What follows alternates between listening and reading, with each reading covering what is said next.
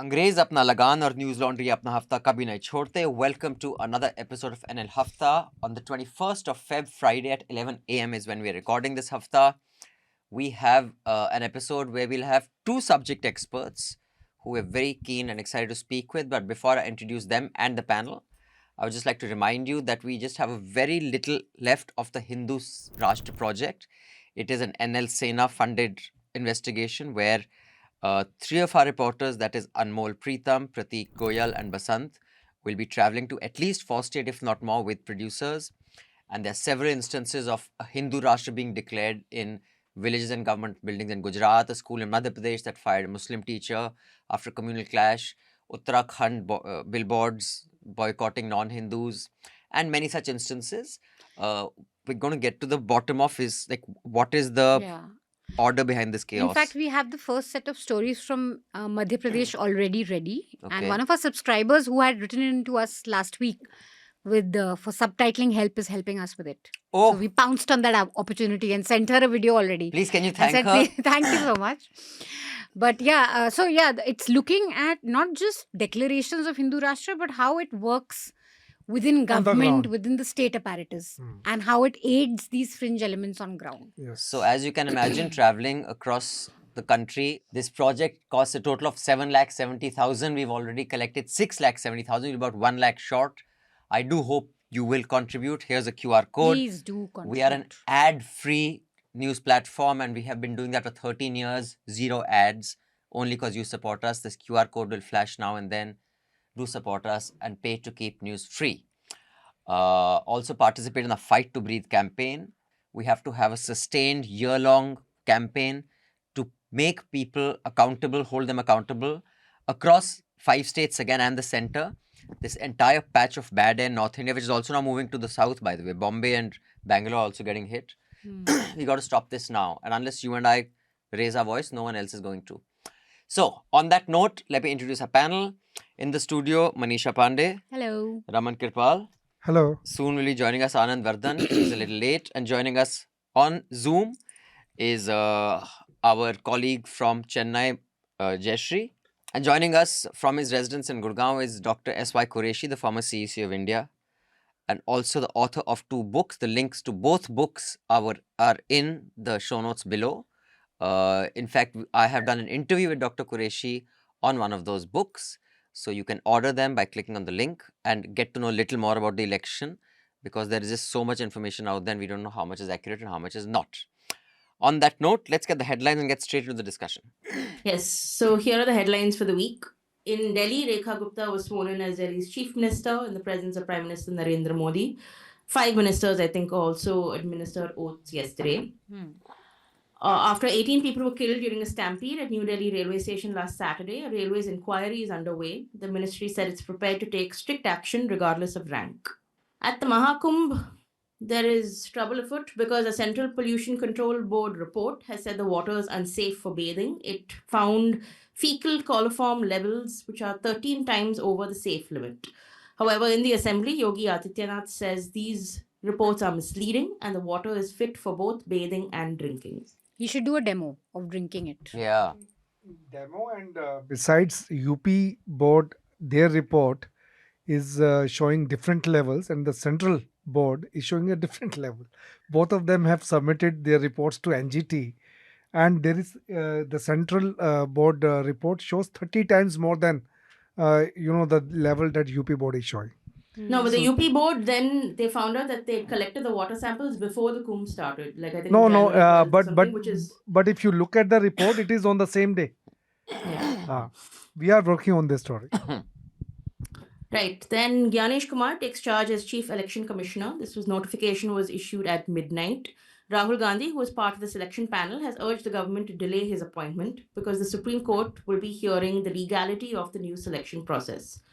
The Supreme Court, however, deferred its hearing this week. After the Trump administration cancelled a string of projects, including USAID funding of $21 million allegedly for voter turnout in India, the BJP then accused the Congress of using external influence in India's election process. However, an Indian Express report this morning says this $21 million was actually allocated to Bangladesh in 2022. Fact India actually hasn't check. received funding for this since 2008. But there's just been It falls crazy flat. amount of discussions in typical news channels, Crazy. DD News, Republic, and It's all, saying that this is a plot to And people destabilize are Modi. quoting, and the thing is, people are quoting it. I mean, I'm on a group which has allegedly educated people, and they said 21 million. How can I said, what is the allegation? Who got this 21 million? No, Trump said. I said, Trump also said that Hamas got 100 million for condoms. Yeah. Can you? And They then said, Elon can you Musk- show me? It is. People are so stupid. It is amazing. But that's the thing that we'll see a lot of now, no? We're Because gonna if see you a lot report of this what- now. If you report what Trump is saying, you also have to then fact check it, because half the time he's just sort of shooting off his mouth. Yes. And Elon was asked about it, and he said, some of the things I say can be wrong. They will be wrong, and I should be corrected. Finished. That's just life. Right. Next, the website of Tamil media house, Vikatan, was blocked on February 15th. This was after it published a cartoon of Modi and Trump. The state BJP had filed complaints over the cartoon, but Vikatan wasn't informed of the blocking. I think the INB ministry sent it a notice 2 days later. Yeah. I think INB sent it first to the Google or wherever Yeah. I mean the website was being hosted. It So went they- through the Department of Telecommunications. Ah, So, So for they must example, I think the Airtel folks were giving this kind of thing that it's been taken down because of an Oh, INB okay. order. So that's how everyone figured that it's probably an INB order. And the INB notice still hasn't said why the website is taken down. It just says emergency blocking orders will remain. So, in the latest in the beer biceps case, the Supreme Court has protected Ranveer Ahluwalia from arrest, but it also slammed him for making very dirty and depraved comments. Really, man. It was Absolutely. It's crazy. Some of those observations are. And I think not allowing him to do anything else is a really bad precedence. Yes, he had to submit his passport You- and he can't perform any shows. you until can't- further order. Ask a person who's accused of, who's not convicted of anything so far, to Hmm. not work. How is that okay, and why is this not being challenged? See, and issues with morality cannot be a crime. Yeah. Already, I don't like the guy, but you can't file multiple FIRs for the same thing across states. It's just idiotic. The Supreme Court also questioned the Centre on provisions to regulate content online. The INB ministry has now issued an advisory to OTT platforms. Meanwhile, Geo Hotstar has blurred a bit of the episode of White Lotus that came out because it showed a man cursing at the Buddha, and they were like, we cannot show this to Indian audiences. Oh. So it is obscene. Hmm. Also, in the Supreme Court, the Apex Court stayed a Lokpal order that brings High Court judges under its jurisdiction. It said the top anti-corruption ombudsman interpretation was very disturbing. And in Karnataka, the Lokayukta police has said there's no evidence against Karnataka Chief Minister Siddaramaiah or his wife in the Muda scam. In Odisha, a Nepali student died by suicide at Kalinga Institute of Industrial Technology. This has now spiraled into an international incident. Odisha has taken strong note of physical assault and racial behavior by staff against Nepali students and has promised Nepal that justice will be served. Today, the government summoned the honor. So, for the first time, he has issued a public apology in this case. And finally, 2 non-Brahmin priests at a temple in Tamil Nadu's Trichy have alleged that hereditary priests have not allowed them to enter the sanctum sanctorum of the presiding deity. They've filed a petition with the state government saying that equal rights are being denied. Sorry, one more headline, which I have missed, is that finally, in a big U-turn for the USA's pro-Ukraine policy, President Donald Trump has blamed Zelensky for the Russia-Ukraine war. He called him a dictator without elections and that he'd better move fast or he's not going to have a country left. Yeah, And those are rather. the headlines. Yeah. So, with one more appeal to pay to keep news free, Anand is here. Welcome, Anand. Let's get straight into the election commission and election related stuff. So, let's first get this whole USAID thing out of the way. Today's Indian Express has a fantastic story. Here it is being flashed on what this alleged fund was. First of all, people, of course, most Hafta listeners are well informed, and I use the word educated responsibly. You know, media literate people who know what to consume. Just because Trump says something doesn't mean it's true. So if you're saying, oh, this happened, how do you know Trump said? That's not a very smart kind of thing to say. But the two contrasting front pages of the Times of India and Indian Express today tell you the state of our journalism as well. Manisha, what is the allegation? And then Dr. Quraishi can tell us exactly how ludicrous the allegations are and how elections actually work, so people know. Because it was really an eye-opener for him to also inform, and we got a lot of good feedback on that, Dr. Quraishi, when you explained how the machines are sealed, how that signature is taken. So, fixing an EVM is not a joke. It is, there may be other voter suppression and all, one can have other theories. But the EVM theory, it was very well explained by you. So maybe you can also shed some light on that, but after Manisha gives us context. So the basic thing was Doge saying that we're going to cut down funding for USAID. One among the points they mentioned is that $21 million for voter turnout. And we don't know where, what, which year, but that was picked up typically by BJP and friends of BJP in the media, that $21 million was somehow used against the state to destabilize India and against Modi. Trump also in the meantime has been, marrowing his throwaway statements that why do we need to give this money to India? Can you believe it? Or why are we doing this? And friendly media, of course, has been picking up on that and alleging that it's the opposition or it's, anti-Modi brigade that has been, using this money to get people to not vote for Modi. I don't know how that happens because anyway, I don't know how you can correlate voter turnout to voting against Modi. But that's the central allegation. And today's Indian Express very clearly puts it out that this money went to Bangladesh. We don't know what has come to India for voter turnout or not. Also that this was India hasn't received any money under this thing since 2008. It's under this thing called the Consortium for Elections and Political Process Strengthening. That is the group through which this money was assigned to whatever, but India never got money under it. But also, while Indian Express story came out today, Trump has doubled down this morning, I think. He said that there was a kickback for this $21 million that was given to India for voter turnout. Also, before Dr. Quraishi gives us the technicalities, just one thing that, I have attended a lot of conferences in University of Michigan, in Columbia University, where, because I've spoken about news, I have given examples of Trump. And in fact, some of the events I have attended overseas, including UK, where, and I think that time Boris Johnson was the sitting prime minister, where I have taken a political position, which conferences had some funding from local agencies, some Indian sponsors. Yeah. They're not to destabilize any country, morons. It is how discourse works. So I'm shocked that one has to explain this. I was listening to a bunch and reading a bunch of articles in Economic Times on this whole Doge thing. 7 trillion is the amount US spends. Musk says he will cut 2 trillion in a year. Out of this 7 trillion, 70% he can't touch because that is social security, pension, and health insurance, etc. for war veterans. Statistically, none of it is even possible. Yeah. But people are quoting it as if it's because Trump has said it must be true. No, and USAID, we know Smriti Irani's worked with them, Reliance Foundation, governments across states and center have worked with them. So it's not like some shadowy organization. Anyway, so sir, tell us about this because I saw that there was something you were also dragged into this. How were you dragged in and why? Yeah, it's a little complex issue. The first thing which happened was a tweet by India's trolling chief who dragged my name into it, that the Election Commission signed an MOU with the IFES, which is the International Foundation for Electoral Systems, which is a Washington-based organization which is working for democracy in almost 150 countries of the world. And it is largely funded by USAID and US government and recognized and acknowledged all over the world. In 2011, 2012, on 17th of May, we signed an MOU with the IFES for a technical collaboration for training of foreign election managers.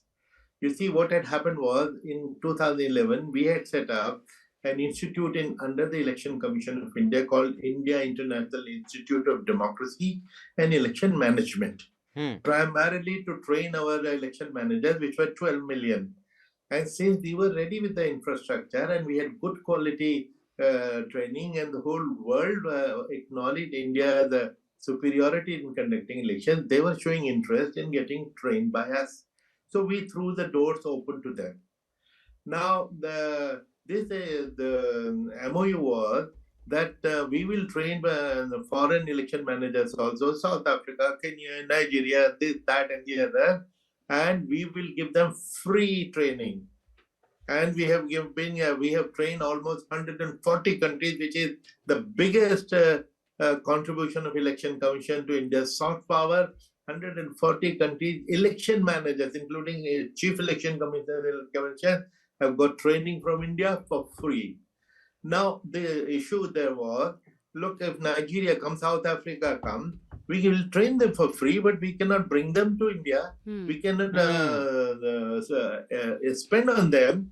So it was for IFS to get them over at their expense. We didn't care how they bring them. But once they came to our training institute, we will train them for free.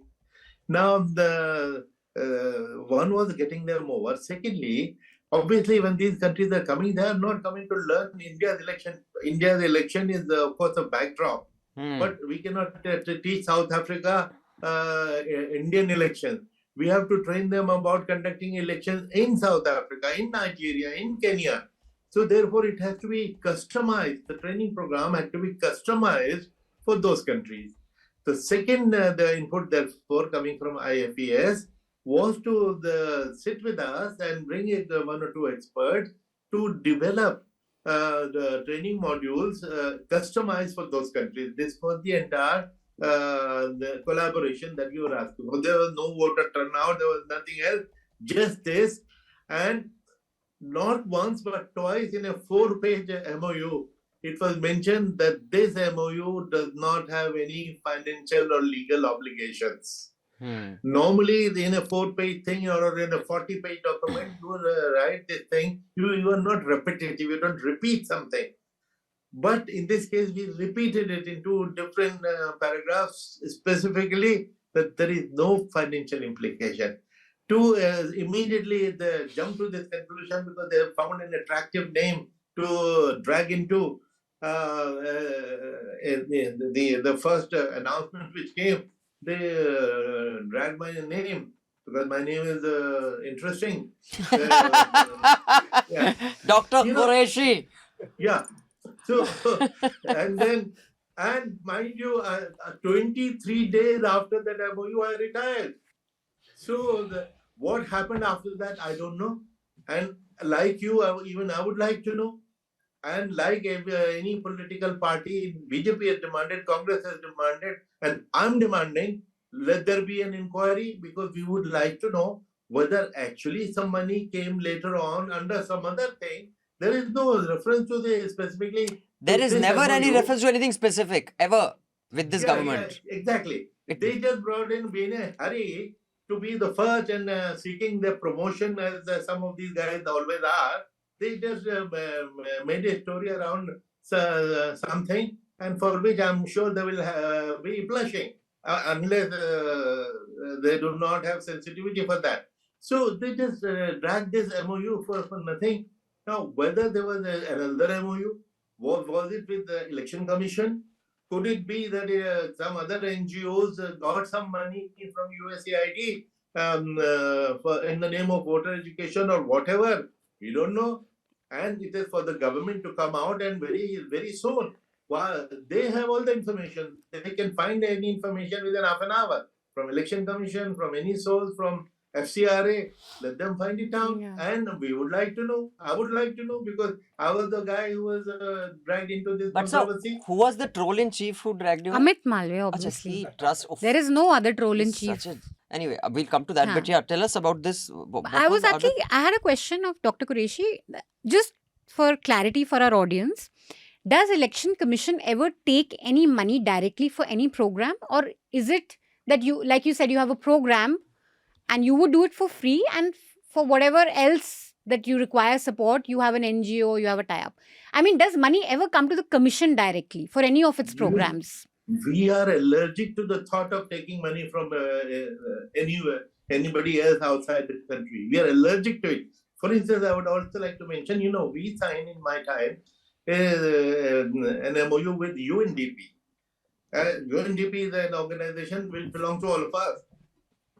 there also we made it very clear because exactly these are the words which I use to my officer. Hey, look, we should make sure that what we write in the MOU clarify that we are not receiving anything from them except for international know-how and international experience which they have, we don't.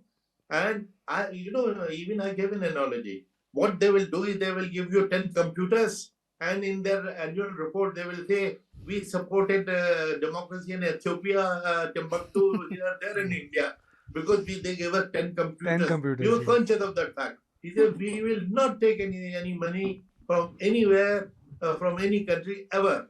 We had enough funds and we had enough self-respect, more than that. So there's no question of election commission, and I am very confident about my successors, whatever may have been the controversies in their time, that they would not have done anything which will embarrass the nation. No, and also this whole narrative, often Arvind Kejriwal, he shoots and scoots. He makes allegations and then doesn't prove them. And, many senior journalists will write editorials about that. He does it about one time for each 10 times that the BJP with all its media apparatus does it. Like, this entire narrative is such a dumb and, like you said, it's odious narrative. But people of responsibility will shout it from the rooftops. Yeah. And media, of course, will echo it. And, like you said in Doordarshan wala jo bata DD rahi thi. News. Why is DD News running such propaganda, man? This is our money that they're using. It's a taxpayer run. No, I mean- the moment BJP accused Congress of running this campaign with USAID money, everybody started talking about it. I mean, look at the print media today, excepting Express. Express had just the allegation in one single small column, but Times of India has it as a second headline. Yeah, as if it's some credible Yeah. thing. It's So unfortunate. they have already, I mean, everybody started. And how can you repeat an allegation? I mean, it's such a vague thing anyway. $21 Absolutely. million, there's no clarity on where, what, how. Basic That's thing the that you first thing we do. said in our newsroom. Yeah. कि ये 21 million आया कहाँ से है Also, भाई? I highly पता तो करो. recommend this entire USAID narrative that started from America. And of course, now that Trump has hinted that it was to keep Modi out of power, these guys will lap up anything that Trump says. Do read and listen to the articles and podcasts of NPR and The Economist, where they have actually gone into USAID and all these cuts that Dodge is planning to do or trying to do. Just to give you an idea, some of it that USAID was also funding a lot of agricultural research, which also meant they do agricultural procurement. So if they do that, the farmers will get pissed off. So what they're doing is that entire segment will now be funded by this another government department. So that money hasn't been killed. Now it's going to be spent from another pocket. But the morons will say, see, he's killed that department. It's done. I mean, there's so many things that are also his claim of the numbers that he will cut down. It is statistically impossible to achieve those. But yet, just like in this age of misinformation by leaders, anything goes. Yeah. Have you read the piece today, Express, on the USAID thing and where this money went apparently to destabilize India? Yes, I read. I think it's a developing story. Nothing can be said with such degree of certainty as of now. But I cannot say. People can say. USAID has been supporting India's programs of health and education and various programs since 1960. Yeah. And only for the last 1 week, they have become a dirty word. According to one small-time economist and a pseudo-historian of the history of India for the last 10 years, this is the biggest scam in history. Yes. So now what is that? Now what is it will be? It will lead to it will have a serious diplomatic implication. For the last 64 years, USAID has been supporting India in various programs, and billions of dollars would have come. Of course, now it should all be listed. It should come out openly in what sector they are working. I would like to remind you, I was in 2004 or 5, I was the DG of NACO, National AIDS Control Organization. AIDS was one of the USAID funded programs. Besides many other countries, besides about 20 other countries who were supporting AIDS program, so was USAID. Government of India took a very sensible decision because we had by now become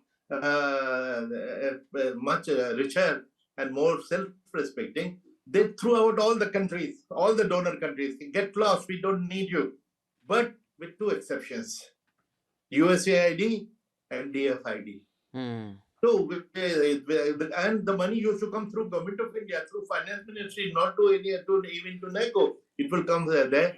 So that was the program of USAID, and that was our relationship. And suddenly something becomes the biggest scam in history. So No, I'm also, surprised, and I would like to understand the details, how it is the biggest and what other funding has come, and whether it comes under the definition of a big scam or a small scam. no, also I just want to come in on one thing on USAID. I was wondering if I should say it or not because I feel like, but I think there's this tendency. I mean, I completely think that what Trump is doing is terrible. This entire banning of all foreign aid. I agree that USAID has supported a number of incredibly important programs across agriculture and healthcare and investments and research and things. But also, I feel like there is this tendency to sort of paint USAID as US generosity across the world, and I have a big issue with that because aid programs are strategic tools; they're not purely humanitarian ones, and I think the US has used its aid programs over decades, as Dr. Quraishi said, but it's used these programs as part of its foreign policy, as part of its military work, and so on. It's never just standalone. We have decided to help X to do something. Yeah, it's in self-interest for sure. no, that, Exactly. So, I and I think like until now, the US has followed the sort of carrot and stick policy, and now they're taking away the carrot, and we'll only have the stick. And we've seen this in how the US took a very strong role in Bolivia. It funded democracy building campaigns. That is when there were sort of nascent socialism movements. They use it in Paraguay to finance micro agriculture. I think because they want to dissuade peasants from supporting insurgent groups. They poured millions and millions of dollars into Haiti. They poured the same amount of money into Chile. So there is patterns. There is a reason why a lot of people also are very resistant to the idea of USAID because it sort of signifies this kind of soft imperialism that exists now. But that said, what Trump is doing is insane. Correct. And we had made a very good point, and I'll supplement it. And then continuing on my USAID and DFID support to HIV/AIDS program. I remember the representative of DFID at the drop of a hat used to say, "Oh, British taxpayers' money, British taxpayers' money," although their contribution was pittance. And I told her repeatedly, "Look, we are accepting your pittance only because of diplomatic reasons. Because if we ask you to get out also, it will be a great insult to you. Therefore, don't talk of your money. We don't need your money. 99% was our own money. With 1%, they thought they were running our show. So they needed to be shown their place. But at the same time, let me tell you, at USA, they never used this kind of language. They were very, very graceful. And I don't know how much money they gave to Government of India. But we had very friendly relations, and she's absolutely right. It is not charity that they're giving. They're doing it for diplomatic reasons, for foreign policy reasons, because the world listens to them because they have to give them money. Yeah. And if you stop giving them money, they will also start losing the loyalty or respect of the country. Yeah, there's leverage, of course. In fact, this whole funding thing, there's complexity there, and the simplistic way with which, and I think social media is responsible, was Twitter slogans work. In fact, on this USAID, the NPR podcast, that is a stated objective. It is not hidden. Yeah. That it is to ensure that people have a favorable view of America. One is that. Also, if they are fed in their country, they will stop coming to us. And it is basically that whole soft power thing. So that is stated objective. The BBC had a really heart-wrenching story of this woman who goes to a USAID center that is working on AIDS. In fact, they are doing this thing on AIDS for medication for newborns. Because I don't know how many thousand newborns die in Africa of AIDS every year. And since this was stopped without any planning, people showed up at those centers and the centers closed. And this woman is almost in tears. She says, I don't know where to go. My life depends on this. So many infants, they're saying, have already died because they did not get. So a death warrant has been signed like this. And in many of the other cases, there are thousands of quintals of grain lying, which will now rot because the distribution channels are shut overnight. I mean, anyone who's celebrating this, I will say with certainty, is an idiot. They are uneducated idiots who do not understand how this works. And we're talking about complexity of funding. Let's talk about the media rumble. We had got criticism and Facebook used to fund us. Facebook was a sponsor of Media Rumble. From the stage of Media Rumble, Maria Ressa took Facebook to the cleaners. She says they have killed democracy in my country. What we saw was that the social media campaign machinery that helped President Duterte win was pivoted a month later and essentially was used to hit and target specific people like me, perceived opposition and we were targeted with hate, and I'll show you how much. But what did the top news group said, I blamed Facebook for political division. I did more than that. I said, Facebook, you're responsible for this. Hi, Facebook, who is also part of one of the sponsors of our conference. Did Facebook even once call me and say, don't please call Maria Ressa? One, Tucha, I will not name the department. A government department said, we will also fund one panel. But our Mantri will come and make the opening statement. This is the answer you will give. This is the question you will give. This is what you will say. I'll say, keep your money. I don't want it. So as someone who has hosted events, I can tell you, I would rather take money from Google and Facebook because they do not have the guts to call you and say, you will not say this. You can take money from them, sit on stage and trash them, which is what Michael Moore said, how he makes his documentary films. He makes his documentary films taking money from corporate America and trashing corporate America. But here, 1/10 of that a government department will give you and you will sing songs about their minister. I said, thank you. All the media conclaves, what are they? Yeah, so Exactly that. you know, when people first understand what you're talking about, understand the complexity and the moral ambiguity in taking funds and how it works and what is a win-win or a zero-sum game, etc., etc. But I really am disgusted at how prime-time anchors, and we will do a story well enough, and you have been warned, who of you have got land for what purpose, for what studio, by which government, and you are peloing yarn. Have some fucking shame, man.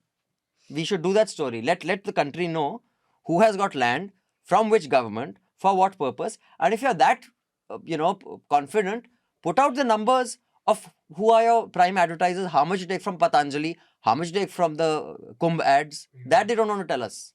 But they will give us gyan about so-and-so's taken this much million, and half it is also nonsense.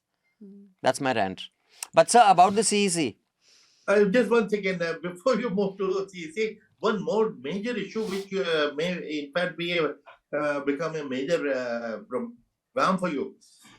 Foreign funding of elections, foreign donations to political parties has been an issue for a long time. In 1969, by an act of parliament, it was banned. Later on, 2010 and 2016 and 18, this ban was removed. The ban continued. No foreign donation can come to you and me. If you put $100 in your account from your cousin in the USA, you will be put in jail. But political parties were exempted. Why? And they were exempted with the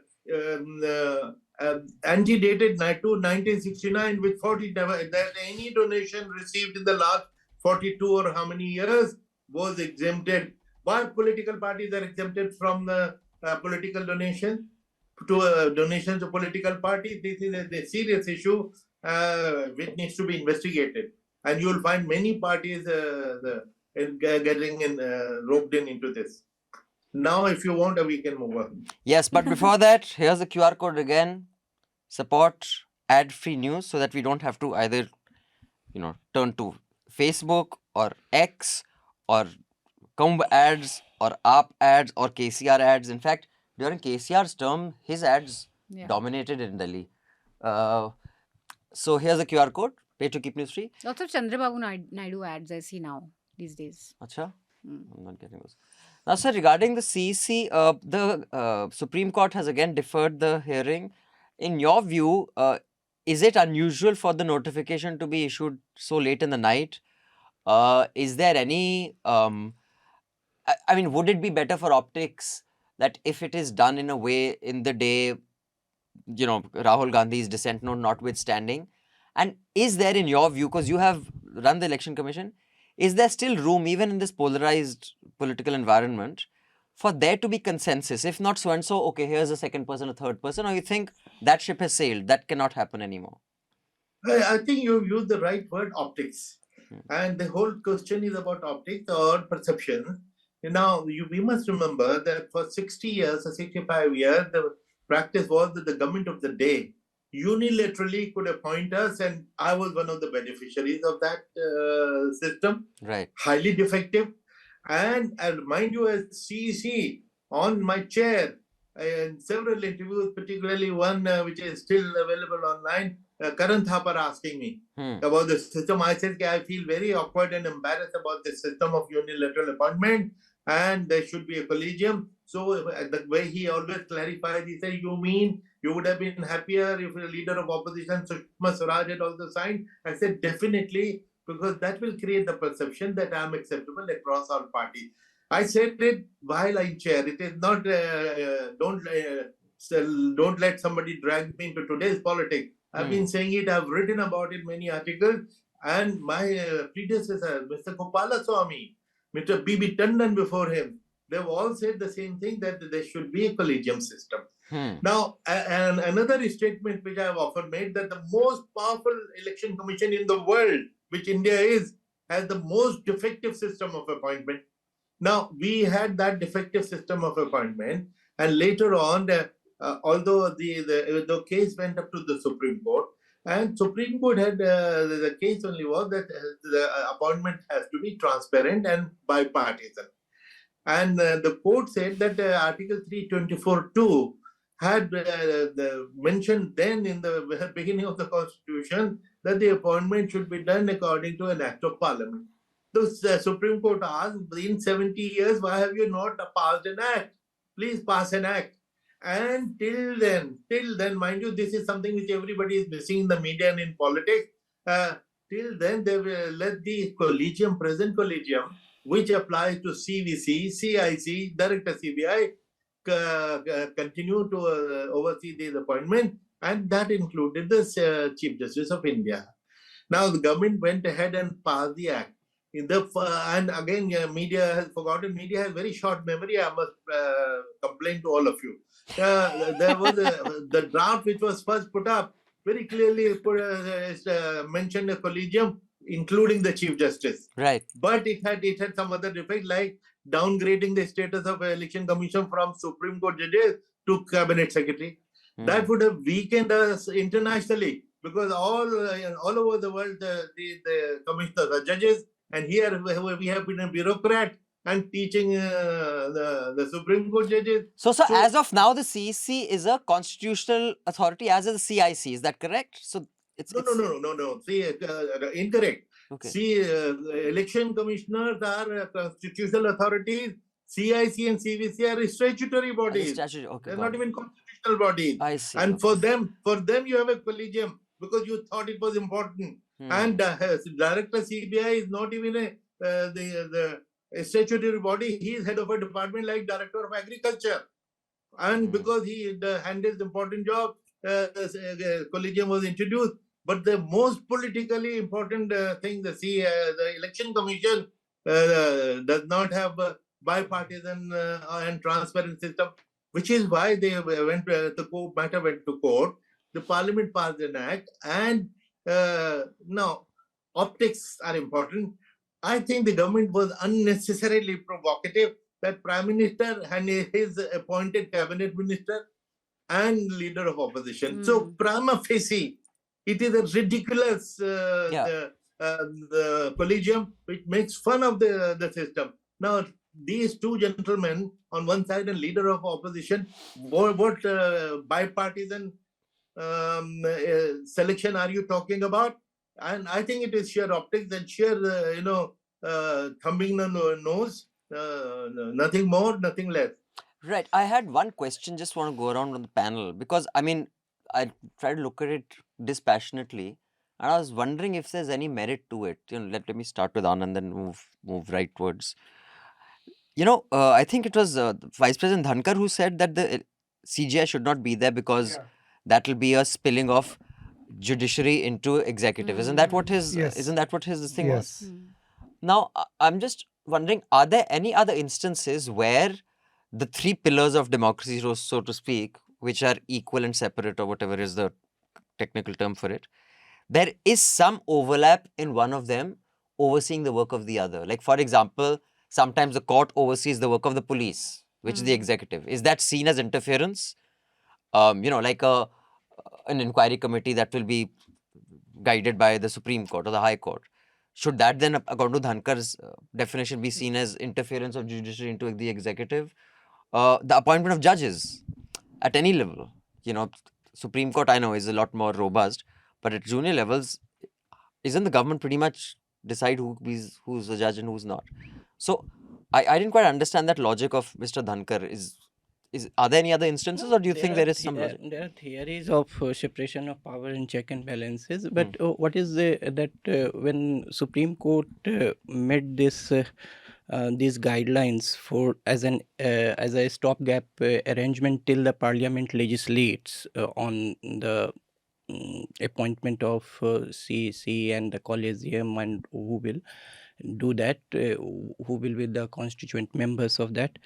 Till then, there was a strong view that it is also a case of judicial overreach there in certain quarters, because also one must also remember that it was not a suo motu intervention. It was the Supreme Court did so in while hearing I think Anup Banwal case. So position, I think, is very simple. There are 4-5 technicalities that can be summed up in 4-5 sentences, and then of course there is the moral aspect of it, the moral sentimentalism, which can lead to 5,000 word op-eds. So once you have a power, executive had this power of appointing a very powerful say position, someone in very powerful position like CEC, it will not let it go very easily. So in the constitution, as Mr. Quraishi mentioned, that in from Article 324, the wordings are simple: the president will appoint, and that is to say the Union Council of Ministers, that is Prime Minister, and president will appoint on the advice of Union Council of Ministers, that is also you can say Prime Minister.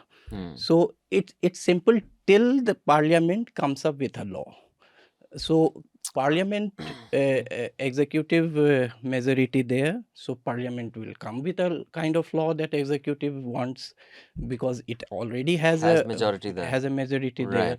So so it's complex. No, when Supreme Court framed these guidelines, it cited some, say, like Dinesh Goswami electoral reforms, that was a committee for electoral reforms in 1990, and also it cited some other things like 255th Law Commission report, which is not very old. It was in 2015, I think. So these they cited. There were very moral grounds for that, and there were solid grounds that you should have a bipartisan system, a diverse view. And but the question is not very complex, because the moral authority, if the executive does not wield it, and then the easy go is that we have this power, why should we let it go? So because the constitution is not a roadblock in that. Constitution has already been very accommodative of executive's role in appointing CEC. So we should not let it go. Mr. Qureishi's predecessors, Naveen Chawla's appointment was very controversial. It was just before 2009 Lok Sabha elections, and the outgoing CEC, in Gopalaswamy, had even asked for removal of Naveen Chawla because of his quote-unquote political bias. I remember that. The BJP wanted him to be removed, protested. The Congress said that instead N. Gopalaswamy was batting for BJP, the outgoing CEC. So this has been shrouded in some kind of controversy, but not till say the second or the first decade of this century. Earlier it was, as Mr. Quraishi said, that for 70 years it was taken for granted that, okay, the executive will appoint a CEC. Yes. Right. But before we let Dr. Quraishi go, and I'll come around to the panel once again. Dr. Quraishi, any closing thoughts and recommendations for our audience?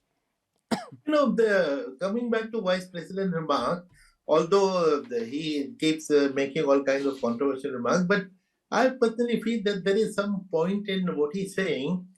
And I'll tell you what, because if Chief Justice is a party to the decision making in for any post, so say election commissioner, and that issue goes to the Supreme Court for adjudication.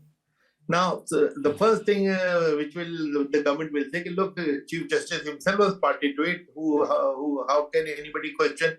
And which judge of the Supreme Court would like to upset a decision where Chief Justice himself was a party to that extent? And there is an answer also. So to take care of this issue, get one of the retired Chief Justices. Yeah, I was just going to say, get a former Chief Justice. He'll have the same credibility. And still not that technical issue which might be raised and which has been pointed out by the Vice President. So that is the answer. Right. So, the bipartisan has to be in letter and spirit. And the government has really tried to insult the Supreme Court. Look, we don't care. And taking a hasty decision when in the earlier case, the court was hearing it that day. Yeah, and overnight. But answering your question earlier, whether the overnight appointments are made, yes, they have been made because anything urgent has to be done. My appointment was done in 2.5 days. Now, would you call it in a haste or hurry? Because since there was no controversy in the air around that, so it really did not matter. It could have been done in 15 days. So that is something which cannot be faulted. But in this case, when the case is before the Supreme Court, and a midnight order comes, this of course gives rise to the controversy which we are discussing. Right. Thank you for that, Dr. Quraishi. Before we say goodbye, would you like to give some recommendation that would enrich the lives of our listeners? Well, I feel that, election commission credibility worldwide is enormous. We have been, actually my counterparts worldwide have called us Wish Guru, and therefore we should do nothing which brings down our reputation. We should strengthen the commission, and everything which enhances our transparency and our credibility should be attempted, and all government or judiciary, media, all of us together, because this is one of the biggest gifts of the framers of the Constitution to India, Election Commission, which, by the way, was born a day before India was born as a republic. I see. That was the significance. And the articles which created the Constitution, the Election Commission, were promulgated 2 months before and the rest of the Constitution. Therefore, the importance of this institution should not be undermined by anybody. Right. So I'll give the recommendation. You can read Dr. Quraishi's India's Experiment with Democracy, The Life of a Nation Through Its Elections. It'll inform you about the election. The other one is An Undocumented Wonder, The Making of the Great Indian Election. Maybe these two books, and of course, there's a Great March of Democracy, will give you a lot more information about how elections are held, etc. But always a pleasure, Dr. Quraishi. Thank you so much for making time for us. Really appreciate it. Thank you. Thank you. Thank you. Thank you very much. Okay. Bye-bye. Now, before we go on, we have our second guest who's joined us, Rachita Taneja. Many of you are familiar with her work. She is a political cartoonist and the creator of sanitary panels that appears regularly on our sister concern platform, The News Minute. She's a feminist web comic and comments on society, culture and politics. Rachita observes the mood of the country through her work and aims to challenge the myths and taboos around menstruation, mental health and queer rights. So welcome, Rachita. But before we get to the discussion about the recent ban on a website or taking it down for a cartoon, regarding the appointment of election and what we were discussing, Raman sir, you want to weigh in on the whole spillover of executive into judiciary and legislative? No, there is a it frequent? spillover, as you said. And I also believe that one who wields power will call the shot. So if the Congress government is there, they are going to call the shot about these appointments. So, and it has happened in the past. So I think, as Mr. Quraishi, Dr. Quraishi was saying, if you need to be bipartisan, you have to have somebody who is not a politician. So right now, the collegium that we have it is constituted in such a way that the leader of opposition will always, whether the Congress or the BJP, will send a dissent letter. So this is given. So I think if you want to make it bipartisan, you have to have a not a politician. And in that case, anybody, the last retired judge, Chief Justice of India, I think the BJP can have him, in the collegium. So the latest retired CJI should be part of the collegium. So I think this is quite possible. Although nothing will rid you of the charge of partisanship, even with the former CGI. But yeah, at least for optics, then it's not just one Rahul Gandhi versus an Amit Shah and Modi, or like you said, if the Congress comes to power tomorrow, then one BJP guy versus two people in Congress in power. Right. So yeah. I just want to jump in quickly, which is, I think a good example of overlap would be death penalty, because you give the president the power of clemency, so that is an overlap. But also with respect to the Supreme Court here, I think it is shameful. The court was supposed to hear this petition on priority, but then they said that the bench, which was, I think it was Justice Suryakant, he was caught up with other cases, and they said that Tushar Mehta is busy hearing another court. He's in another courtroom or something. And so Prashant Bhushan was the lawyer, right? He was representing Association of Democratic Reforms. So literally, I think they were begging them. They were saying that we just need an hour. They said, 1, we just need an hour. 2, it's really important. 3, they said that Tushar Mehta doesn't have to come in person. There are, I think, at least 13 or 14 others who could have taken his place. You don't need the Solicitor General to be present for it. But they just said no. And they said, no, now we'll hear it in March, which means, and for me, this is baffling, because the Supreme Court itself passed that judgment in 2023, which said that giving the government a majority on this panel is bad. Basically, it's like that Maharashtra case, no? That yes. 3 years later, you say, no, that was illegal. But now the government is formed, so it's formed. Now we can't undo. You can't unscramble the egg. So, but my thing is, what is the point if the Supreme Court itself is functioning like an executive court? And when you're having changing of rules, when you're saying it is undemocratic, when you're saying this is designed to consolidate power with one person or one party, and it's very boring to keep saying the same things, but if the Supreme Court itself has said it, then it should be hearing this case. So, right. Anyway.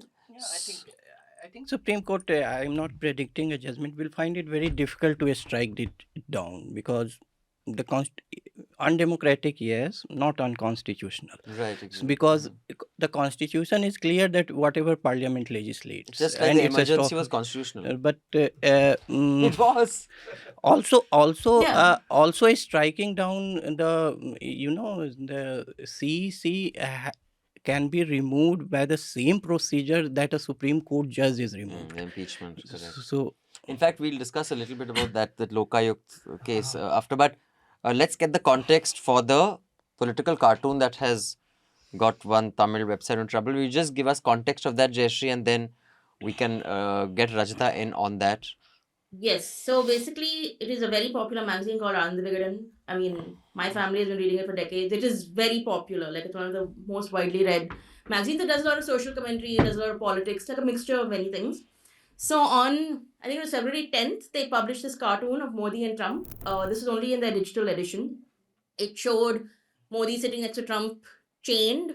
And it is obviously a reference to the Indian deportees who were chained when they were sent away from America on a plane. So this happened on the 10th, nothing happened. Then on the 15th, Vikatan's magazine's website was blocked. They said that officials from the Press Bureau of India, after it was blocked, visited their office and asked whether this had been published in print or if it had been published online. They said, no, we only did it online. Soon after, Annamalai, who is the president of the state BJP, he tweeted saying, I have complained, and I will later tell you all the nonsense that he put into his complaints, because it is quite interesting. And then on February 16th, this is a day after it was blocked, Vikatan reached out to the Ministry of Information and Broadcasting. They said, why have you been blocked? We were not given any notice. We don't know anything what's happening. Instead, the ministry sent them a notice saying there is an interdepartmental committee that's going to meet under the IT rules to review this, but the blocking order will hold.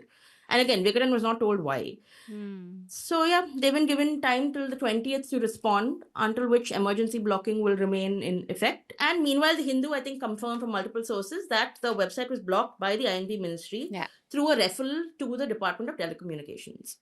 So Right. that is where we stand. And for me, the most exciting thing though is that, see, Vikatan does a lot of cartoons. It does a lot of political cartoons on both sides. And the entire allegation is that, oh my God, it's pro DMK rag, and that's why. But the thing is, it would only have been seen by its core reader base in Tamil Nadu. And even then, a lot of English speaking people would not have seen it. But now, as a result of it, every Everyone's single seen person in India has seen this cartoon that they tried so desperately to block. So I think that is fantastic. I thought it was a very clever cartoon.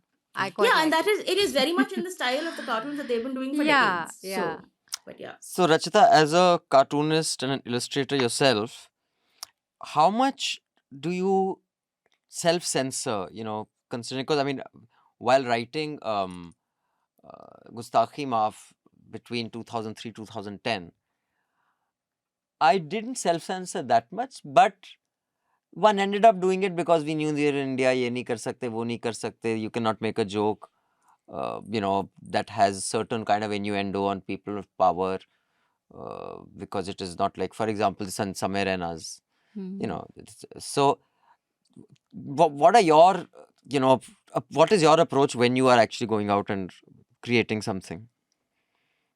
So I will just say that this cartoon is fantastic. It's by Hasif Khan, and it's just so clever. It's so well done. The Streisand effect is real. It's everywhere now because of the attempt to censor it. And I also think it works specifically because there are no words to it. So I think that mass appeal is happening because it transcends language and transcends region. And it's just a brilliant cartoon. So I was fangirling over it a bit when I saw it. In terms of self-censoring, like I don't know where to draw the line between censorship and self-censorship, because if you are being given threats and if you are being told that this can land you in jail, or if you are going to receive endless trolling, isn't that a form of censorship itself? And if a person is trying to protect themselves, their safety, their peace, are they self-censoring? So I find it difficult to differentiate between the concept of self-censorship and censorship, plain and simple. That being said, I made a comic the other day where I was like, this is a spicy one. Maybe I shouldn't put it out. And then I decided not to put it out. And yeah, I don't know if that's self-censorship or if it's censorship, because I know for a fact that there is nothing I say in it that is technically illegal, but it can still land me in trouble. So, speaking of self-censorship, I've written this in the piece on, I think, when I had written about Bill Maher's view on Islam. Conceptually, I had discussed this with Sumit. A fascinating cartoon would be a comic book. Like we've done Kashmir Ki Kahani and Amar Bari Tomal Bari, Nakshal Bari.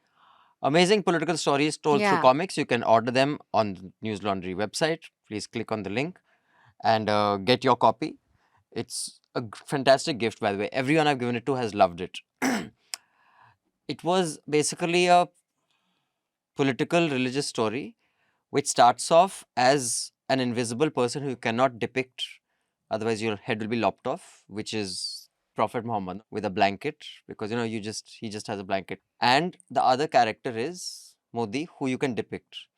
And by the end of the comic, Prophet Muhammad appears in his full form, drawn, and Modi is just a beard, because now he has attained that status that you cannot depict him.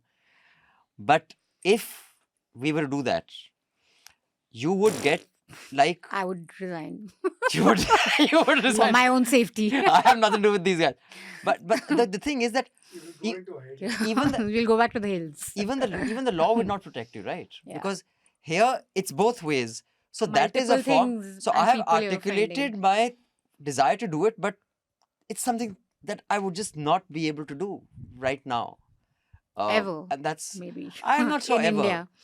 Ever, Wale. Now you're being like Tavleen Singh. In India, No, where? this party's over. It's never going to happen again. 2 years later, it wins. Oh, it's over. Where? I don't think Nothing in is India. ever. It's going to take a long time. No, I for think it it'll to- happen. Everything. Dude, did you In ever? South Asia, actually. No, in present time, there is a revisionist approach. If you see one museum, I think they were showing some two sketches of that artist. MF Hussain? Yes, MF Hussain. And somebody raised it in the court. Yeah, And those two were removed, and he wanted an FIR done against the the organizers. But in the same week, they also, the court, I don't know if it was the same court, in that same week, that court also ordered the quashing of one FIR which had said that this is offensive. So the court is also very unpredictable. In the same week, it'll protect art, and the same week it'll say, get this down.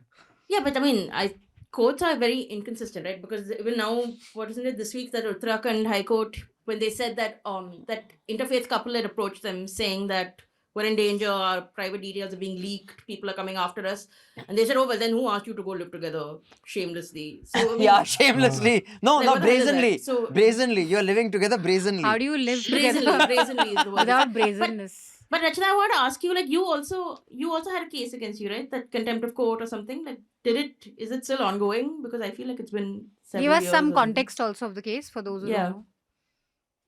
Yeah, so in 2023 of my comics were, the Attorney General gave consent to start contempt of court proceeding against 3 comics that I had made that were critical of the court. And I've just been waiting since December 2020 for it to be listed. There was a bit back and forth, like we filed an affidavit, like we replied to, the party that bought these comics before the Attorney General in the first place.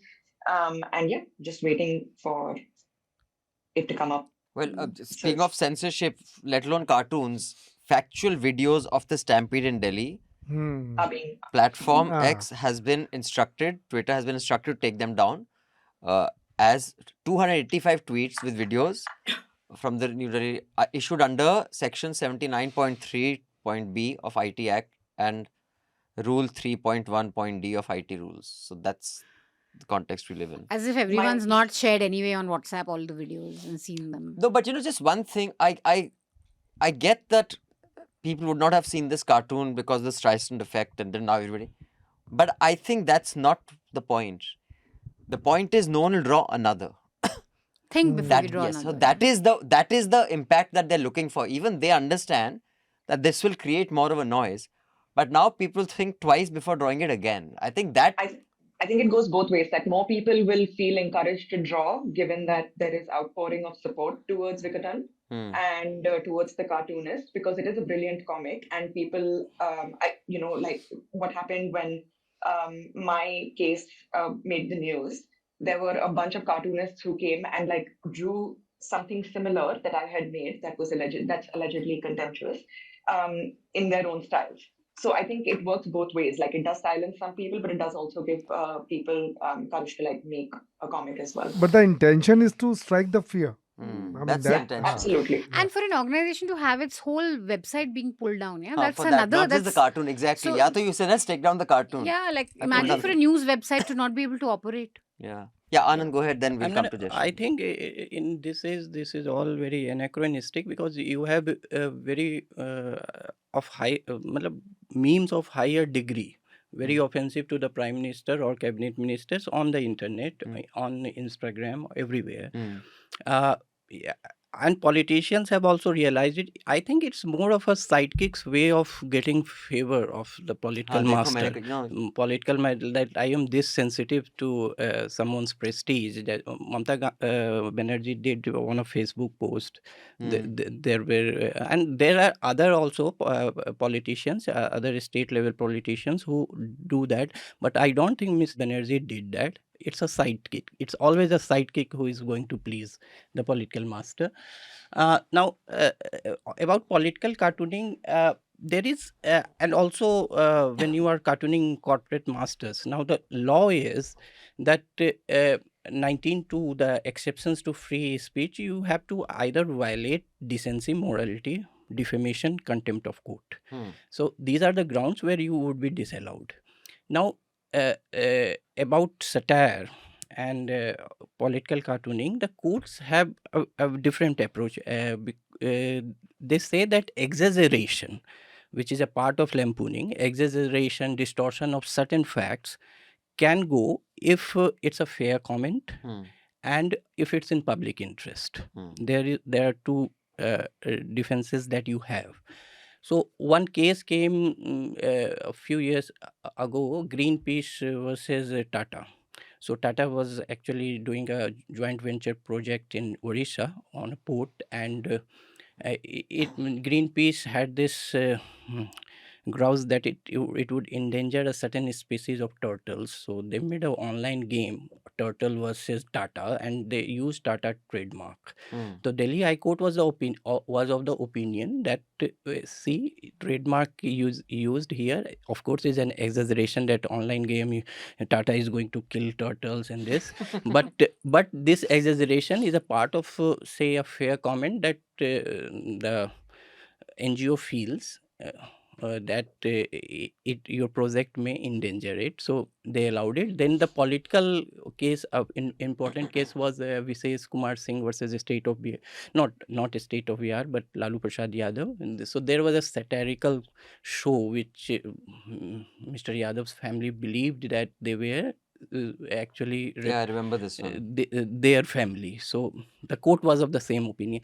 Now, Because the protagonist looked also like Lalu, he had Yes, hair coming out of his so ear, so etc. so I So the court disallowed it. so now, since vulgarity, political cartooning, all this is in news, I cite a case, a very landmark case in political cartooning, and where there was a distinction made between a private citizen and a public figure Hmm. when you are lampooning it. It is a case from 1988 in US. So there was this politician, Protestant politician Flavel, and the Hustler magazine, which is known for crude humor, very crass sometimes. So it had this kind of say comical depiction of Flavel giving an interview where, and all this the content is offensive. These are not my words, but so he says that in the interview that he had sex with his mother. So there was, and this Mr. Flavel took the magazine to the court, and actually in the subordinate court he won damages that some, I think, 1 lakh dollar. But the Supreme Court struck it down. He said that you are not entitled to emotional turmoil because of this incestuous insinuation, because you are a public figure. It would have been offered to a private citizen, but not you. So Which kind of, yeah, if you're in the public eye, then you have to, your threshold has to be more. And absolutely. And also, I guess, to protect people who want to maintain their privacy, and if they are not public figures. In fact, today's newspaper, I forget which the case was, today's front page, either in the Express or the Times, I don't know if we have a copy here, has one case been dismissed, I don't know by which court, of someone who had gone to court saying that I have been made fun of in such and such cartoon, and the court has said, dude, that's part of the deal. And I was very encouraged. Satire is okay, you know. I'll just check. It's in the front page of either today's Times of India or Indian Express, and I was quite happy to see it today. But you know, Jayashree, you want to say something before I go back to Rachita? So I have a couple of things. One is, I think the Madras High Court also had one judgment in 2013. This is when Dinamalar had published a cartoon. I think it showed Karnanidhi as a monkey or something. I forget the context, but then the Madras High Court I think they went to court, and then the Madras High Court said, well, you are being really touchy and hypersensitive. And it's such a great judgment to read because it gives you a lot of hope. But then, of course, this was 11 years ago, and I don't know what stands today. The second thing I want to say is just a little bit about Annamalai. So Annamalai filed 2 complaints against this cartoon. Okay, he said that it's deliberately putting a negative image of Modi. It says freedom of speech does not give newspapers the right to write about things even on a lighter note. He says that the cartoon jeopardizes friendly bilateral relationships. I mean, he puts so much weight on this one cartoon, saying that it has done all these things. It has destabilized Modi's relationship with Trump. And now, of course, the thing is that everybody has seen it. So for me, this is the beauty of Annamalai. He is, and I say this as somebody who's wary of the growth of the BJP in Tamil Nadu. I want him to continue as president here because he fundamentally lacks political instincts. People like Modi and Amit Shah, like, they are as Annamalai may be as shameless as they are, but he does clown shit like this. Like after the Anna University rape, he videotaped himself whipping himself with, Yeah, I and then saw all that. his party leaders will come running. Aya, don't do it. I mean, it is so idiotic. And then there is this current thing that's going on now in Tamil Nadu where Udayanidhi Stalin in a rally, he said, go back Modi. And go back Modi trends every time Modi is in the state. He has said, go back Modi, because Tamil Nadu has issues with the language policy and the education policy. So Annamalai got really pissed. He was like, I dare you to say it again. And he said it again. So now he's like, oh, because you've said it, I'm going to tweet, go back Stalin. And for me, it is this kind of buffoonery that the BJP is trying to sort of place itself as the better alternative to the DMK in Tamil Nadu. But this is pretty much doing the opposite, because this is not a man who you would trust the fate of a state in his hands. So, yeah. In fact, I made a comic yesterday about Annamalai throwing a boomerang at Vikatan and it coming and hitting him back in his head. As a result of this whole episode, but because even the cartoonist, the cartoonist himself said that you can't buy this kind of publicity. Annamalai is just doing it for us for free. Right. So I think it does create an atmosphere of fear and censorship, yes, but I think it's also a self goal. This one. But before we wind up this issue, there's something we've discussed briefly in the past. When satire, parody, etc., comes into the limelight when something like this happens, or when like Charlie Hebdo, those 10 employees who were horribly murdered by some lunatic bigot, and shortly after that, and I myself was very critical, people started talking about the aesthetics of Charlie Hebdo's cartoons, which were not great, I agree. Similarly, when AIB, that entire the roast was taken to court and people were talking about how crass AIB humor is, I was like, sure, there's a time to critique it. And what's happening with Samay Raina and Bare Yeah. Biceps today? Yeah, so, critiquing the aesthetics. But if they're not in the news for this reason, they're never in mainstream news. It's never part of mainstream discourse, satire. So according to you, when is a good time to discuss the aesthetics of someone's satirical work or humor without sounding like an apologist for banning them? Because you can have I have very little regard for Charlie Hebdo's humor, because I think it was just they were just being dicks. I don't think so at all, actually. I think there's Some there's were good, a lot but of misconception about what they were, what they did, and the tradition of lampooning within France. I think there's a context to what they were doing, and my recommendation will be actually a piece that goes into explaining what they do. okay. So, but I would not talk about that on the eve of that incident. Of course. Similarly with, somewhere. But in a country like India, where satire is always under threat, is there ever a good time to talk about the aesthetics of anyone's cartoons? Or there's never a good time? I think it's always a good time to talk about it, except for when you're siding with power, trying to ban or censor. Like in the Charlie Hebdo case, I also made a comic in support of the team, even though I think they're pretty racist and Islamophobic. So I think apart from then, I think every time is a good time. But at any other time, it's never part of mainstream discourse, right? Who's listening? That's a conundrum. I mean, because if you do try bringing it into mainstream, then the conversation will happen again. But then again, there will be more censorship against them. Correct. Yeah. I think the best way would be to keep making fun of, the likes of Samay Rana and Ranveer Alabadia, because they have been trending on Twitter when they've made ridiculous statements. They have been trolled for being idiots, basically, and unfunny idiots. So I think every time is a good time to talk about aesthetics. I don't think you can talk about it with regard to a specific case when you're talking about it in mainstream, I would say, because again, you have the risk of getting attention towards a potentially quote unquote vulgar, obscene, comment or joke, and then leading to its ban. Well, it need not be vulgar or obscene. We were served a notice. In fact, the matter is still in court because we made fun of towering news personalities like Navika and Rahul Shivshankar. So, that legal notice said that towering news personalities have been mocked, and how can we make fun of towering news personalities? Yeah, they're towers. How can you do that? How can you I think the greater joke is that they're news personality.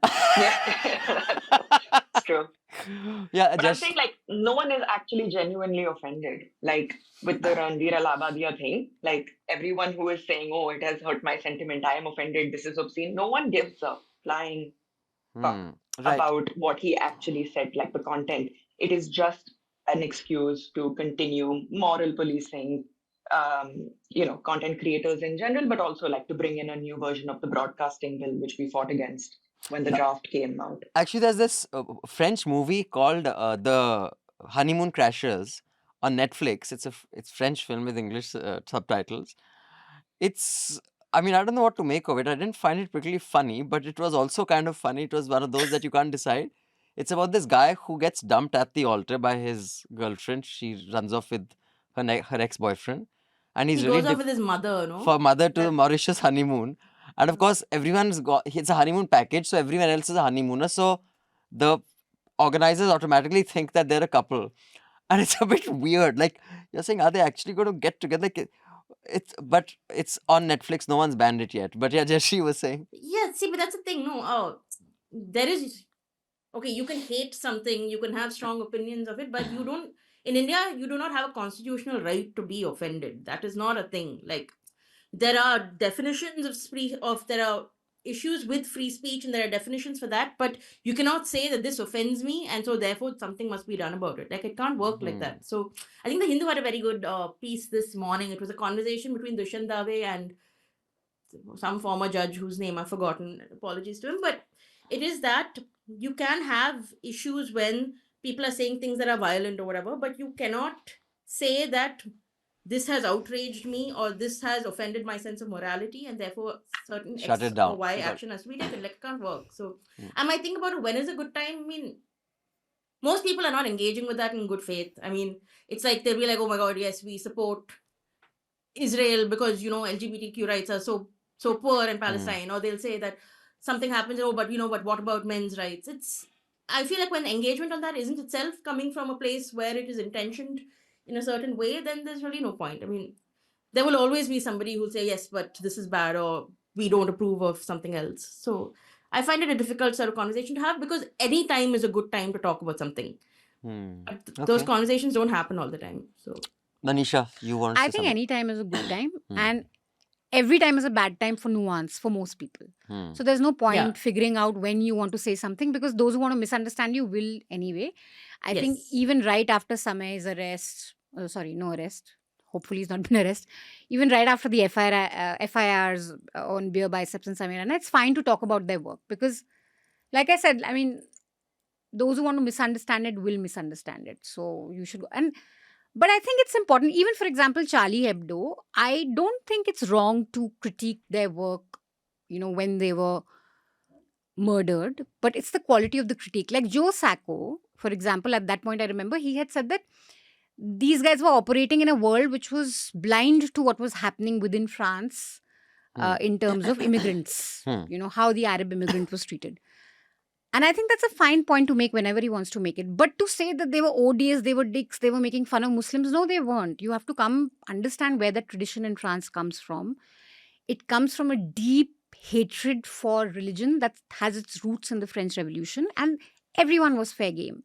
So those cartoons on the Prophet were not an attack on Muslim. It was on Muslims or Arabs. It was an attack on radical Islam, which I think is absolutely okay. And then you can discuss the finer points of why they did what they did. But I think the quality of the critique matters. It can come whenever it wants to come, but it has to come with some understanding of what the work really is all about. Raman sir, do you have a take on this? Yeah, I'll say that anything you should discuss, debate, discard, but don't ban. So that's my philosophy. I mean, whether it is cartoon or any controversial thing that has been said, but do not ban it. Is there a correct time or an incorrect time? Like, for example, I mean, often some stand-up comics are accused of making fun of a tragedy. Like, there are a lot of 9/11 related jokes, right? A lot of stand-up comics do it. But I don't imagine any of them could have done it the week 9/11 happened. So there is like that whole too soon. Anand, you have a take on too soon? Or dead people also, like when do you kind of critique them? I don't understand a stand-up comic Anyway, I don't know the kind of people who go in a hall to laugh. So anyway, what you see, the points that were made, that there is this theory of cultural relativism to humor, where you place it, time and space. So one case of the intersection, I think the statesman made an error of judgment there in 2009, and because it concerns media. 2009, the statesman, who is also the proprietor and editor-in-chief of Statesman, Ravindra Kumar. So he reprinted a piece from the Independent, which was a critical take on the Prophet. So 2009 or 12, I think.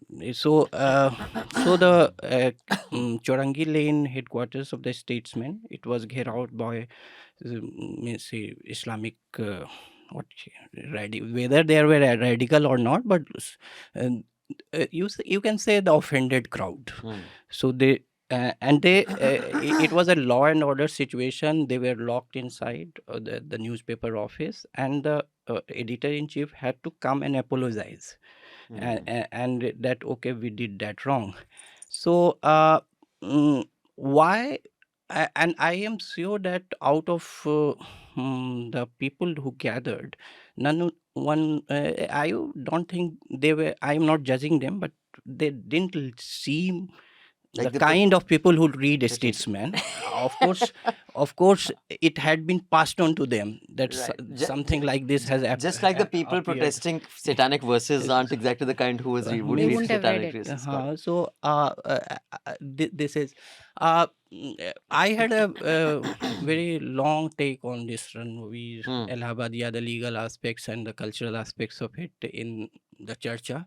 I would spare you to you. So then please check out the Charcha. We'll discuss this in detail. I would spare you or not bore again. So if you want to be bored anyway, you can listen to Charcha. Yes. Okay. So on that note, you remember, just as a thing, there was, I think this was fag end of the UPA era, and there was this cartoon which was removed from the CBSE, which was Nehru whipping Ambedkar. Not CBSE, what is in class 11th NCERT book, and the book has been edited by Yogendra Yadav and Suhas Paliskar. And it was removed, and there was a lot of controversy around the cartoon, whether you should have it in schools or not. And that was interesting. The cartoon was to depict that they were going slow on making the constitution, and Nehru wanted them to kind of hurry up on snail it. Space. And he is depicted as a snail, Mr. Ambedkar, and Nehru is flogging him. And back then there was a lot of outrage among most journalists that how can you ban this cartoon, how can you take it out, it's against freedom of speech. But I remember S. Anand at the Indian Express had written he used to run Navayana, he still runs Navayana, but he had written this piece on how you would trust your teachers with this cartoon, knowing how caste-ridden our society still is. Like, do you trust people to teach this in a way that you wanted to, rather than that same depiction of. I thought that was an interesting. But that wasn't a ban. That was just taking it out of the NCERT book. I mean, not a ban, but kind of take it out. So, but just Sorry. I think. One, I was saying everyone should be up for criticism. Like Manisha said, radical Islam does need to, should be open to criticism as well. But like you were just saying, I think that the outcome of the viewers who see the comic and how it affects their behavior towards Muslim people in France in their lives, I think that needs to be, cartoonists need to be mindful about how their comics can be used to further deepen whatever ism you have. That's one. And second is, I just want to take a moment to say, I do feel a lot of joy that it's Ranveer Allahabadiya that is going through this because of how much he had, How mean of you, Rachita. How mean-spirited of you. That's me, mean-spirited. Because, my mom was saying, be careful about what you say. I see this guy on the news, Ranveer Allahabadiya, he's getting targeted. I was like, it does not matter what you say at this point. If they want to come after you, they will come after you. This guy was their cheerleader for the longest time, and now look where he is. So I don't think it really matters what's going to happen. I think even Varun Grover had this little set, where he says, guys warning me against political comedy. Now they are facing. Now they're facing. But I Exactly. think leadership has a lot to do with it. I've given this example in a different context in Hafta in the past. When we used to do Gustakhi Maaf and the Great Indian Tamasha, Atal Bihari Vajpayee, we had started in 2003. He was quite a hasmukh, hasmizaj kind of guy. So the first two puppets that were made were, of course, other than Saddam Hussein, Tony Blair, Bush, and Osama bin Laden, which were the first four to go with, because even at that time, NDTV said, let's not go with Indian leaders. Let's test the waters with these. For the first 3 months, we only wrote satire, and the sets, the little skits were about that. Then Sonia and Atal were introduced. No one reacted. In fact, Atal apparently made some comment internally. We used to get behind the scenes where he was quite amused. Now, after that, because the Delhi election, the Madhya Pradesh election, and which is the third election, there was Uma Bharti, there was Sheila Dikshit, Madan Lal Khurana, and there was Digvijay Singh, Digvijay Uma Bharti, and so Gehlot and Vasundhara. These three elections happened at the same time. They were made. After that, I remember we were told by the senior reporter who used to cover BJP, he was asked by Pramod Mahajan, why hasn't my puppet been made? Because it became a sign of how important you are. Because Vajpayee was cool with it. Now, I'm not saying Vajpayee was a perfect person, but he was cool with the cartoon. He found it funny. My puppet. Like on Nuisance, Like some Musharraf. anchors feel very happy when they're featured. Yeah, like Musharraf asked for DVDs of Gustakhi Maaf. When these guys, when we had made it, when he came to Delhi, and we were told through, the MEA sources, he wants some DVDs to watch about the satire that you guys do on him. Because wahan par uska koi karta nahi tha. But if your leader is a humorless, joyless, friendless, Maybe very joyful. How do you know he's joyless? Don't assume yeah, it. who am I talking He's about? joyous. How do you know who I'm talking about? He who shall not be named. But if there is no masti in your life, Maybe there's a lot of masti here. This Then is a lot that of is- assumption. so all Koi I'm masti saying nahi is hai. that is the shadow that is cast. That was my only point for this long. There's that famous story also about Nehru, right? Where Yeah, don't during the spare me, India- Shankar.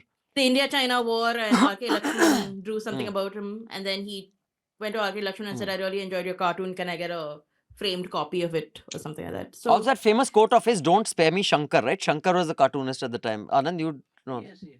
Shankar. Na? He had told Shankar, "Don't spare me." That was a very famous Yeah. quote. Of it.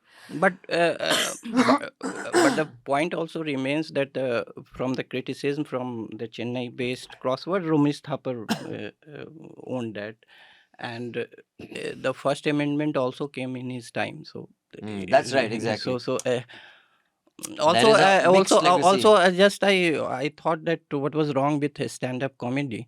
So I thought a media analogy to it. It's like the third editorial in the Times of India, which has a smiley and an instruction laugh. Yeah. Laugh. It's always a very strange you have That is never funny. I've never been able to understand that. Okay, but before we say goodbye to Rachita, recommendation that you think could enrich the lives of our listeners. Yes, so I was rewatching Arrested Development. I would encourage everyone to watch that. It is a masterclass in comedy, and it's also extremely entertaining no matter how many times you rewatch it. And if you are feeling sad, again, like I did, I don't know why I waited so long, but I finally read the trial because someone was reading up on my case and they're like, "Have you read the trial?" And so I finally ended up reading it. And I mean, it captures the frustration that I feel right now in this moment. So those would be my recommendations. Thank you so much, and also you can Thank you check for out having me. Rachita's work on her on the News Minute, and also you have your own website, Rachita. You can check it out there as well, and you can also contribute to Rachita to keep her work going. The link will be in the show notes. Do please contribute, because Rachita is also one of those rare voices that we want more of. And just like you have supported us and News Minute, you should also support individual artists and commentators like Rachita, because we need to revive cartooning in India, which seems to be bloody dying, man. But have a great day, have a great weekend, and thank you for joining us. Thank you so much, everyone. Have a nice day. Thank Bye. you. Bye. Bye. And while you're at it, if you've got your scanning codes or credit cards out, you can also scan this QR code and contribute and pay to keep news free, because when the public pays, the public is served. 13 years, no ads. That's Newslaundry for you. Let's make it bigger, better, and let's have more reporters, journalists out on the ground doing a lot more journalism, because that seems to be reducing at an alarming rate. We shall not be reading mails today in the main Hafta because we have got so many mails accumulated. There's a Hafta extra coming out this week as a separate one-hour podcast where all the mails will be read. So do check that out. We will give you the recommendations. But if you want to mail us, podcasts@newslaundry.com. I repeat, podcasts@newslaundry.com. We only entertain the emails of subscribers. So please make sure to subscriber. Or you can click in the link in the show notes and a window will open out and you can give in your feedback and comments there. This week, Hafta Extra has all the emails, but continue writing in. So the recommendations for the week, let's start with Jayashree. Yeah, so this week I am only shamelessly self-promoting in the recommendations. I will not be recommending anything by anybody else. So basically, I've been feeling a lot of rage recently because as everyone knows, there is that outbreak of Guillain-Barré syndrome cases. It started in Pune. There are several clusters reported elsewhere. And what I've come to... So I had Guillain-Barré syndrome, GBS. I had it this is 2025. I had 7 years ago. I was in the hospital for 14 days. I had to spend a ton of money. I had paralysis in my legs. I had to relearn lots of things. But most of all, I have realized that people know very little about it. And yet they will very authoritatively write tweets and stories in newspapers and on news channels about it. So I think there's a lot of sensationalism about it. So Manisha told me to write about it for Newslaundry, and I did. So one recommendation is what I wrote for Newslaundry. It's called A Former GBS Patient on the Facts and Sensationalism Around the Outbreak. And my second recommendation is a piece that I did for Mumbai Mirror in 2019. This was a year after my diagnosis. And this is on my entire experience with Guillain-Barré syndrome, what happened, how it works, how you recover from it, if you're lucky, like I was. So, yeah. Yeah, in fact, I was very surprised to read some articles that were suggesting that it's contagious. Okay. Yeah, so And people I keep knew- saying that you yeah. can catch it. The thing is, you can't catch It's it. not. It's triggered by a viral or a bacterial infection. And you cannot catch a bacterial infection from somebody else either. So, yeah, so in Pune, it is passing through a specific kind of bacteria that's been found in the water. As to why there are so many cases is concerning. It should be researched. There is a great sort of mystery around the way that Guillain-Barré syndrome is triggered, but it is not contagious. If someone in your house has it, you will not catch it from them. So, yeah. Right. Thank you for the piece. The link is in the show notes below. You can check that out. Manisha, your recommendation? So first recommendation is on Charlie Hebdo. I've recommended this twice before in Hafta, but since this keeps coming up, this one is a piece in the Wall Street Journal. It's called Charlie Hebdo is Heir to the French Tradition of Religious Mockery. The Paris magazine, targeted by terrorists, was part of a radically irreverent school of secular thought that goes back centuries. I think in India and even in South Asia, most of us have internalized this thing that we should not offend religion. You remove the fundus and the radicals out of it. We may want to reign supreme over each other. We may want to kill, each other over it. But a general Aam Aadmi's perspective is do not, insult anyone. It's a touchy topic. It's an important topic. Faith is important. We must not offend anyone. Okay. But that is not the reality of France and how religion is treated there. And I think it's important to understand where they were coming from, even if you critique them. Second recommendation is really fun. It's a super read in the New York Times on the Murdoch succession drama. Yeah, you sent that You've to blown me. a hole in the family.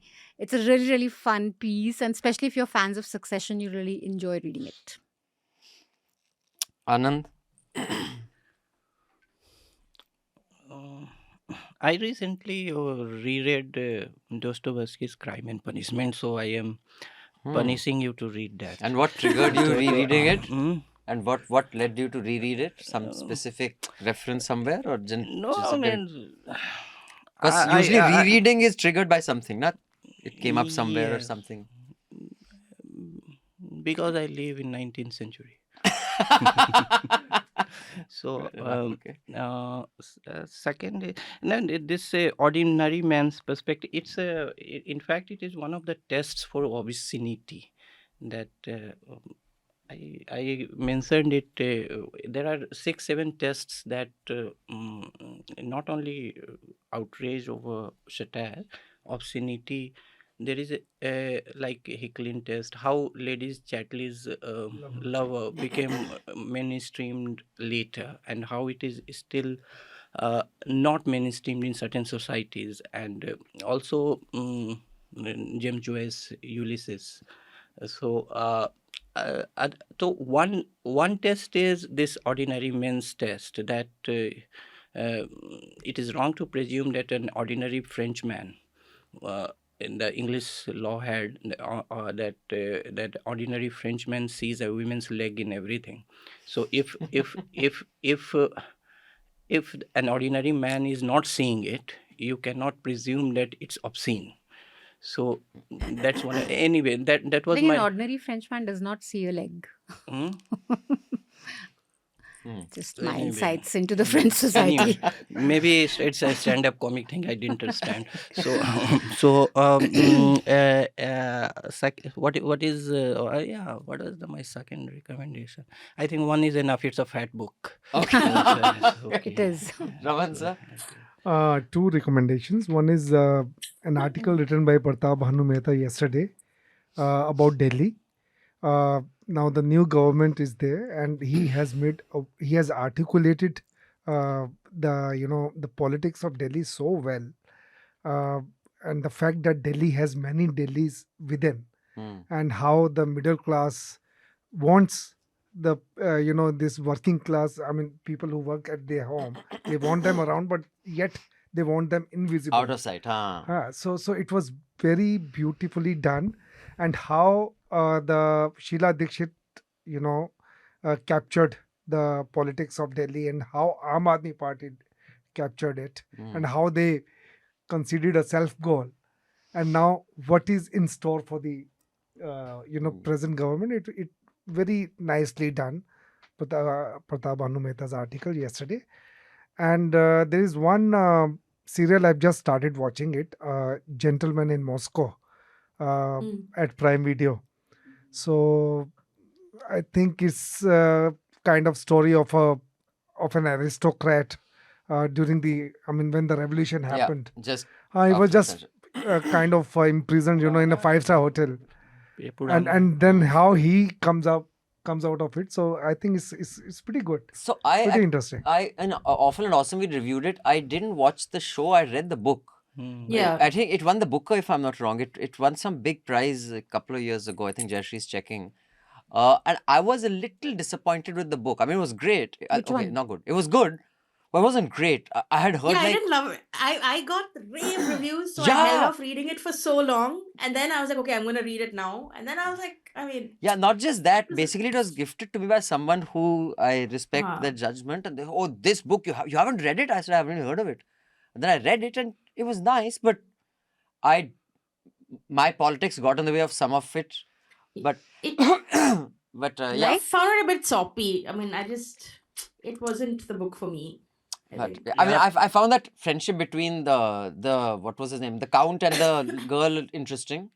Alexander But and yeah, but anyway, so my recommendation is this phenomenal 2 podcast series. One is by The Economist called Scamming, which I actually had put on the group also. What a phenomenal investigation. I think it's a 7-part series. All these, phishing calls and these people trying to scam you on the phone, take money from you, how they are basically in the investigation. This one is in Burma, because there, the warlords have taken over areas. They're like cities, it's like call centers that are being run with bonded labor, trying to con people. And our former colleague Ayush Tiwari has done a similar story in the Indian context for Scroll, which is also quite interesting. No, we in fact, it's very unfortunate and extremely sorry. We had got this story quite early. We got it about 5-6 months ago. But there's so much work, and there was this is Elections a huge and then, story. We yeah. had interviewed 6 people. We have already interviewed them, and there's tons of footage. So our production department is Still also working on it. notable. So we'll come up with it, but It's like a documentary It's a of documentary. victims who were kind of held in these camps. Oh, then Newslaundry is also doing Yeah. a follow-up. Not I'm not just aware of that. Not just that. There's one particular case where which I think is going to be very dramatic, because this woman, one woman's brother had gone there, so she goes all the way to Myanmar to get him back. Wow. get him back. My God. And she paid bribe to get him back. So it's a beautiful story. So you can wait for Newslaundry's investigation, but the Economist investigation probably was done over a couple of years, and they must have spent about $500,000 on it. Ours is a slightly sasta version of that, but still ours is funded by you. So thank you for that. And the second is this phenomenal. I mean, I don't know whether I've ever mentioned on Hafta. When I was young, one of my major ambitions was to climb Everest. I was very keen to do mountain But it's climbing. overcrowded now. Yeah, you Not have to just stand in that. line. Yeah, that's why I'm not going. Otherwise, I would have gone. We can go to a base camp. Yeah, base camp to sir, वहाँ तो people uptake the 13-year-olds for birthday party. It's called Extreme. It's a BBC podcast. This is season 2, Peak Danger. Season 1 was about bodybuilders and the stuff that they put into their bodies. But it is a really moving, slightly soppy also. One of the episodes goes into the love story, but fine. I think for the narrative building, that's good. Of this very famous case that happened in 2008, where I think 15 people died on K2. And when I had quit News Track in India Today, the first project that Prashant and I did was the Chadar Trek in Ladakh. And we thought that we'd do one major mountaineering documentary every year. Here I am, going to the High Court now and then. But I absolutely loved it. I haven't loved a podcast so much in years. So those are my recommendations. You can check out the Hafta Extra for all the emails, but keep them coming in. Pay to keep news free. And we'd like to give a shout out. Today is the happy birthday of News Minute. Dhanya, Vignesh and your team. Happy birthday. So do contribute. Here's a scan. Joint subscription. Support News Minute. It is their birthday. And before we go, I'd like to thank the panel, our audience, and of course our sound recordist Anil, our producers Ashish and Priyali, and everybody else who makes journalism what it is. Thank you.